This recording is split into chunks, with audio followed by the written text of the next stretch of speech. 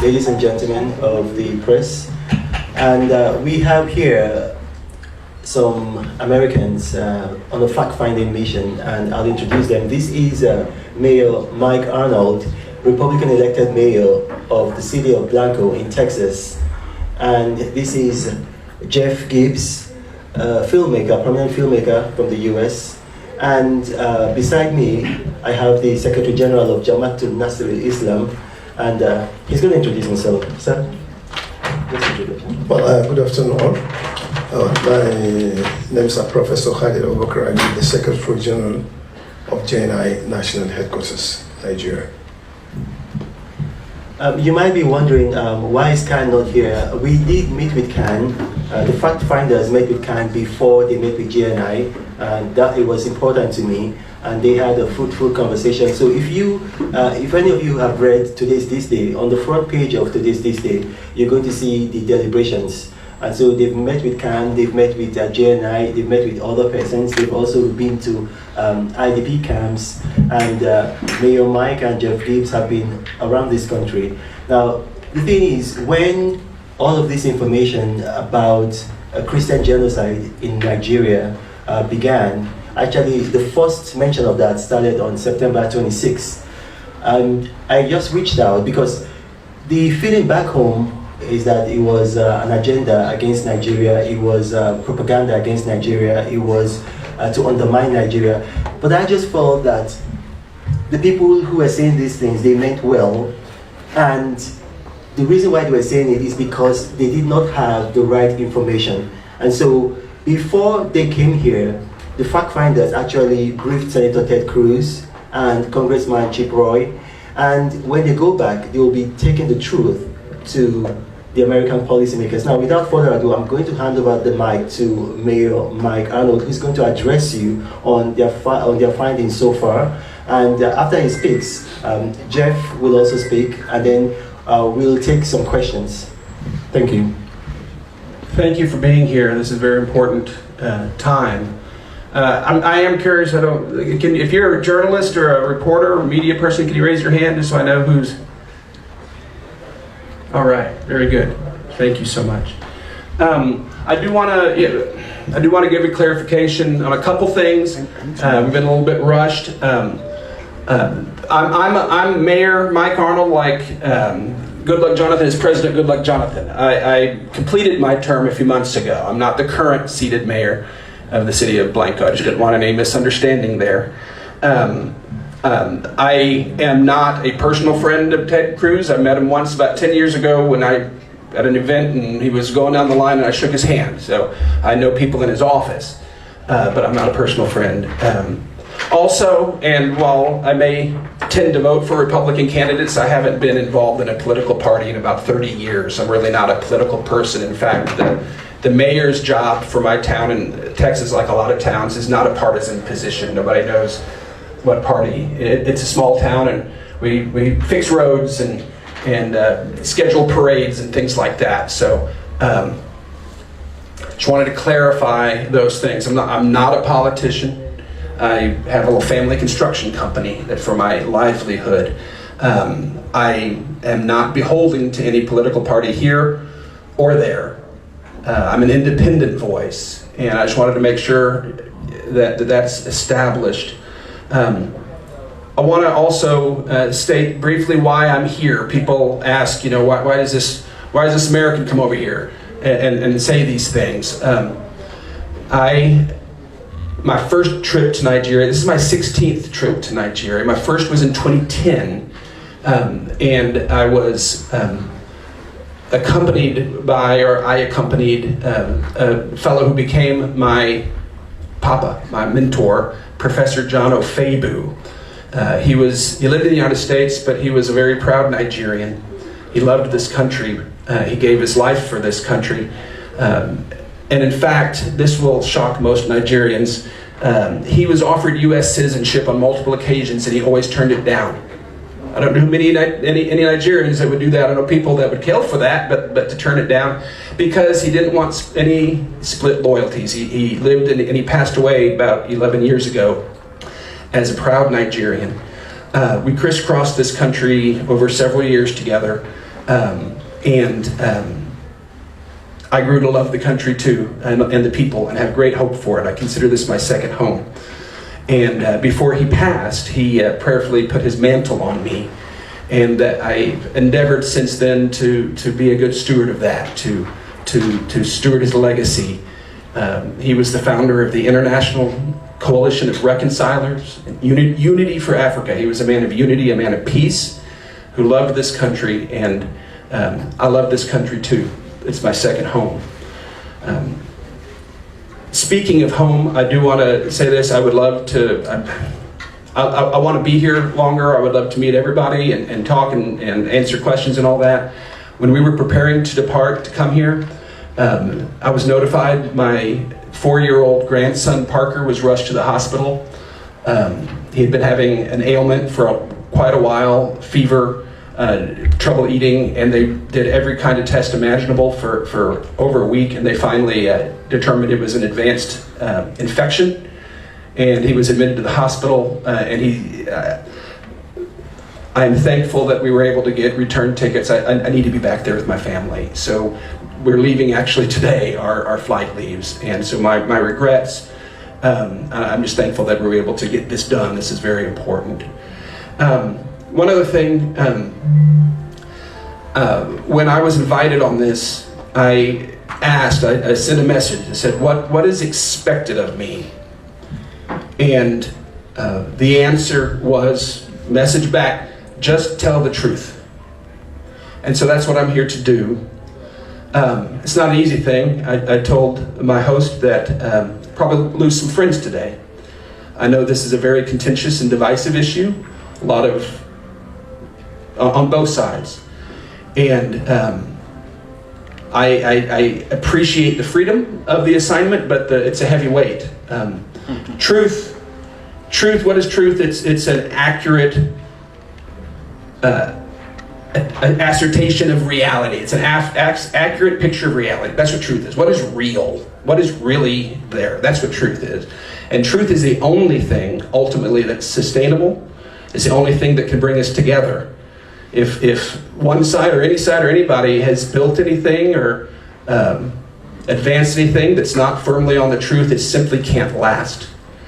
And so I've been very careful. I've been very precise ever since I got invited, pretty much full-time, late into the night. I've been researching, talking to experts, spent considerable time, retired U.S. ambassador friend of mine, a long-time international human rights attorney, journalists, and others, because the truth is important. And I can't say, nobody can say that what they're going to speak or present is 100% truth, but it's the very best I could do, and it's very well validated and backed up and supported, documented.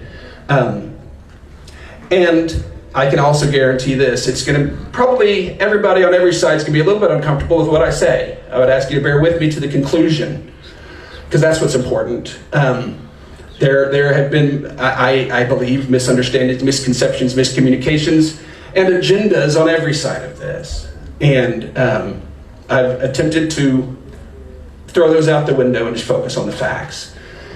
So if anybody's a little uncomfortable, just bear with me. I think it's going to be equally uncomfortable because that's what the truth is, right? I mean, it should be, but it should be a good sense of discomfort as we all hopefully get more grounded in reality, in the truth. And I've typed up my remarks, and we got copies for the journalists.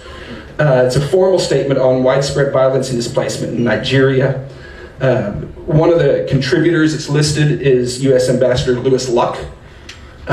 Spent considerable time, and he's done a lot of work. He was an ambassador to Swaziland. He was also the #1 person in charge of rebuilding Iraq after the war, #1 guy in charge of rebuilding Haiti after the earthquake, and former board member of the World Food Program. So he has stature. He's put his name on here. There are other experts that value their privacy in this day of social media, but if any journalist wants to dig deeper, I'd be happy to make personal connections with any of my sources. So you can, if you don't trust me, maybe you can do your own digging. That's what I encourage everybody to do. Don't ever take anybody's word for anything. Don't ever, specifically, don't, if it's in the Nigerian newspapers, no offense to anybody, but there's oftentimes twists and turns there that don't line up with reality. Do your own homework, do your own research, search your own soul, and always seek the truth, because that's what's sustainable and that's what always wins. The truth always wins. I'm going to start, I'm just going to read it because it is important. Like I said, it's verbatim in the document that will be distributed. It's also posted up, or will be posted online, so anybody can read this. But I'm going to read it because I don't want to make any mistakes. I don't want to deviate. Purpose and credentials. My name is Mike Arnold. I recently served as the elected mayor of the city of Blanco, Texas. I first visited Nigeria in 2010 as a board member of Unity for Africa. Since then, I've made 15 trips to Nigeria, including 6 extended investigative missions since 2019. I founded Africa Rise and International and Africa Rise USA 2019, along with my covenant brother, Pastor Jed DeGrace. I have frequently been quoted in top newspapers and TV news broadcasts here, and a couple viral videos too. I've never extracted anything from Nigeria. I've never taken anything home but souvenirs and small gifts. My closest and most trusted friends are native Nigerians. I come only to give, serve, and stand with the people and nation I dearly love as my second home. I was personally invited here today by Reno Omokri, and I got a call last Sunday morning, unexpected, from Reno Omokri. He was on the line with the National Security Advisor. Invited me to on this fact-finding trip and to come give a report. The sole stated written charge given to me for this trip is simply to meet certain key people and then declare the truth. I know what's at stake and take this very seriously.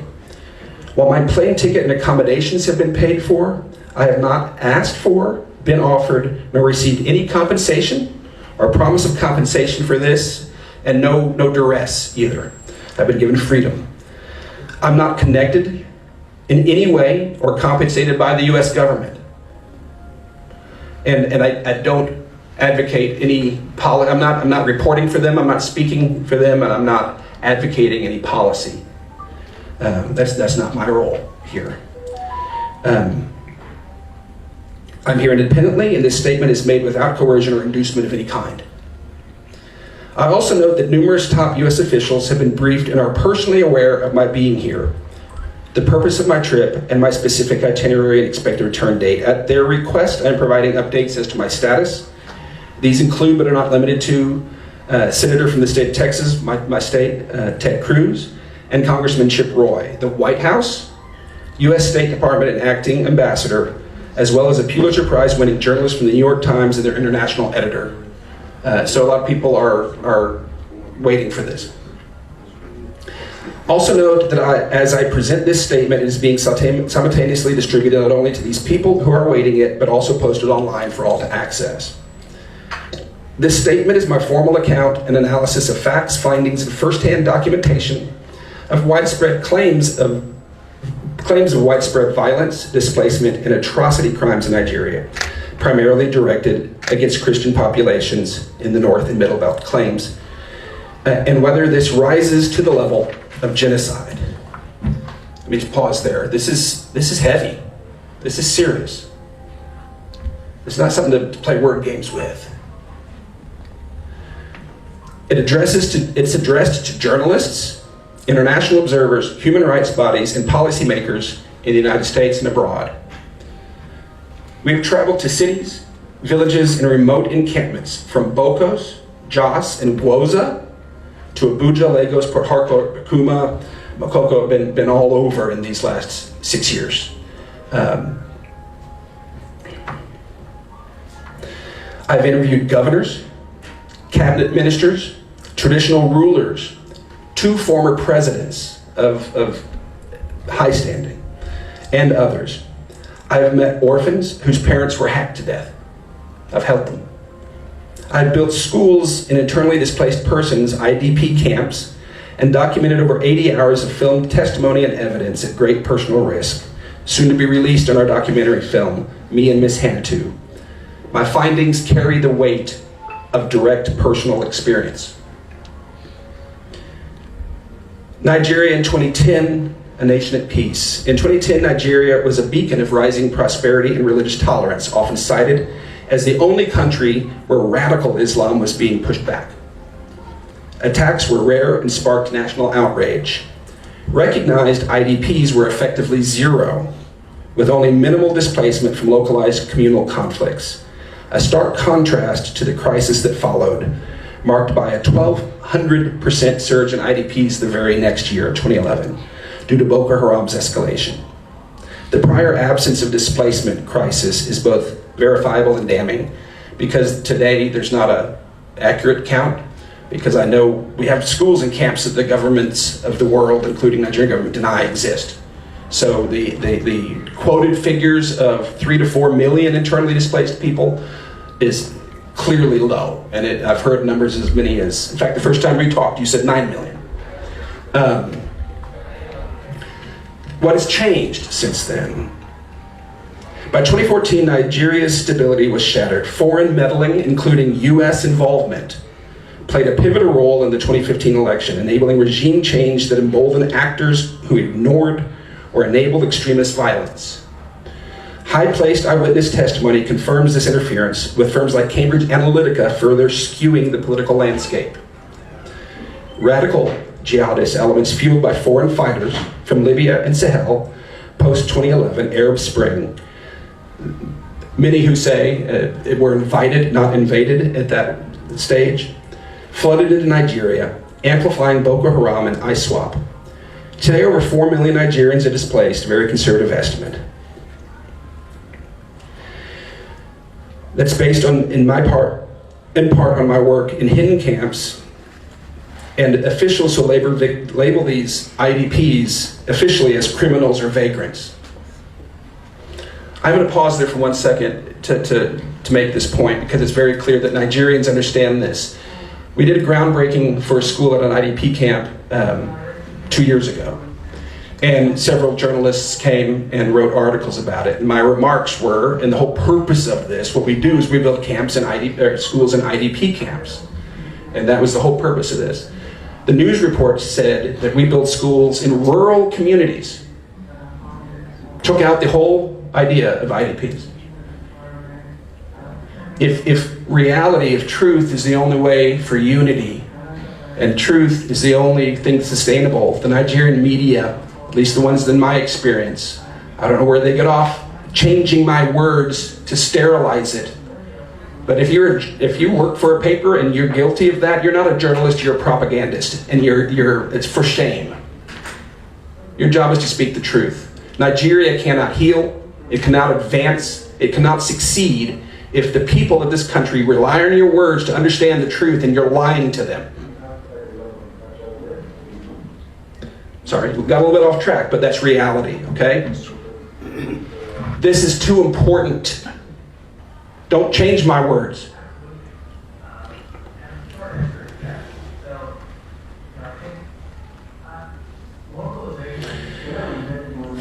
The vast majority of the IDPs are Christians, driven from their homes by deliberate political engineering and radical conquest, while mostly Muslim IDP camps do exist. One of our schools serves an entirely Muslim population, several hundred children. Our team's fieldwork, since 2019, our team has conducted relentless frontline research at great personal risk. We've interviewed survivors across multiple states. We've operated schools in 2 IDP camps for both Christians and Muslims, with a third under construction, with a present total of 550 students. We provide free, high-quality education, and we get to hear their stories and their parents' stories. Firsthand, eyewitnesses. We filmed camps the UN and Nigerian government deny exist. I could take you to them. We recorded numerous IDP testimonials. We have, in fact, a YouTube channel, My Voice Matters, with first-hand eyewitness testimonials. In late 2024, my team visited and filmed in Ngoshe, in Gwoza, LGA, Borno State. A once thriving Christian farming community, now a post-apocalyptic wasteland. Recent 2025 attacks confirm ongoing devastation, with surviving Christians combined to militarized zones where leaving risks abduction or execution. Another aside, I wasn't of course able to go there, but the team that did connected with a small group there that had a small church this in the protected zone. And it was not long afterwards we got sent roundabout a Boko Haram video with members of this church having their heads cut off with dull axes. Okay? Those were our friends.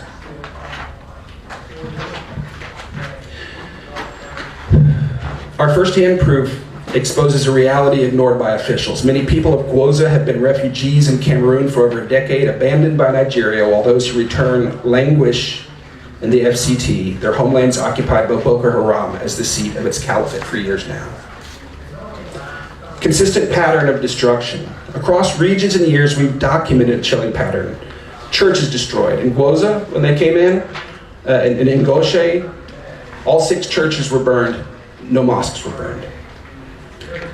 Christian homes torched, jihadists resettled in captured lands. Authorities deny or excuse the attacks. While some Muslims resisting extremism are targeted, absolutely, the peaceful Muslims are targeted. The overwhelming evidence, thousands of churches raised, obviously selective violence, leads some to claim this is a faith-based genocide against Christians and those rejecting radical Islam. That's what some claim. What drives this violence? This has come from the highest level and the deepest research. And there's 3 primary drivers. It's not chaos, but it's calculated. One, radical, I think we all would refute and repudiate, but radical Islamic conquest. Armed groups, bolstered by foreign fighters from Libya, Sahel, post-Arab Spring, seek to impose extremist ideology with local enablers and political protection described by eyewitnesses as jihad by occupation. Blood mineral extraction. A former president is the one that pointed me in this direction. Nigeria, according to the government's estimates, which in my humble opinion are probably way low, Nigeria loses $9 billion annually to illicit mining of gold, tin, and lithium.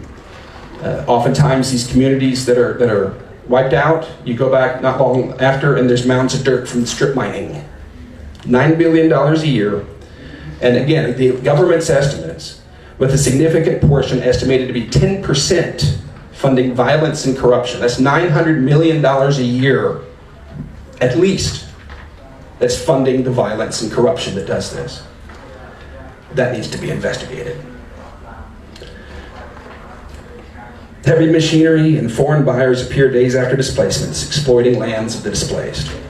Politically realignment, war in some cases, and again, let me say this, I'm not pointing fingers, I'm not saying just because an official here does it that that's an indictment of the entire government. But war often masquerades as politics. Local government areas overrun, electoral districts redrawn by force, militants resettled, and each given 4 abducted wives to skew demographics, dismantling communities deemed inconvenient. This is fully documented. It shouldn't be debated. I'm just going to go where the facts led me. There's a euphemism of farmer-herder clashes. Yes, those have happened for generations. The term farmer-herder clashes is, in many instances today, is cynical doublespeak, weaponizing historical land disputes to mask jihadist conquest. For centuries, herders and farmers coexisted with very rarely lethal disputes. Now, villages are systematically razed, churches leveled, and tens of thousands are dead. This is a systematic terror and not grazing conflicts. A lie akin to calling Bosnia's ethnic cleansing a neighborhood spat. These targeted deadly attacks are the same whether labeled herders, bandits, or insurgents. The puppets may change, but the same forces pull the strings. A jihadi by any other name is just as deadly. Mincing words over labels appears to be intentional obfuscation. Now, at what level the people just say, that's what I was told, that's what was reported, and they, honest people can repeat things that are not true. Again, not indicting anybody, but in many of these instances, I would, if you're told it's a farmer-herder clash, I would compel you to dig deeper. While global attention often focuses on Boko Haram and ISWAP, the majority of killings and displacements across the Middle Belt are in fact carried out by radical Islamist Fulani ethnic militia. Numerous field reports, satellite imagery, survivor testimonies confirm that these militant groups, often operating under political protection and mislabeled as herders, are responsible for the most widespread, systematic, and sustained attacks on Christian farming communities. Their campaigns extend well beyond traditional grazing disputes, encompassing organized massacres, forced displacement, and the strategic occupation of conquered lands. Today, these militias represent the single most lethal terrorist threat in Nigeria's internal stability, surpassing Boko Haram and ISWAP combined, and reach frequency and civilian death toll. The crime of obfuscation. I've personally seen ongoing efforts by officials and their loyal media to bury the truth, sanitizing massacres as conflict, labeling displaced survivors, vagrants, and criminals, refusing to name perpetrators. This is not confusion, it is complicity. To play semantic games while people die is beyond obscene. There can be no solution while leaders play word games to hide the truth. And again, I'm not saying that everybody that repeats these things are doing it intentionally whatsoever, but at some level, there is a lot of manipulation taking place to hide the truth. So let's get to the conclusion, because this is where it's important, because there is a legal definition of genocide. That's the question here. And it's not a vague thing you don't want it to be or not to be. And I did not start with my conclusion, I started with the evidence.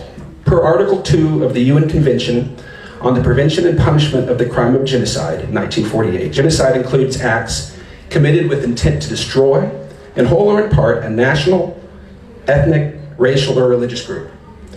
It includes killing members of the group, causing seriously bodily or mental harm, inflicting conditions to bring about physical destruction, preventing births within the group, forcibly transferring children to another group.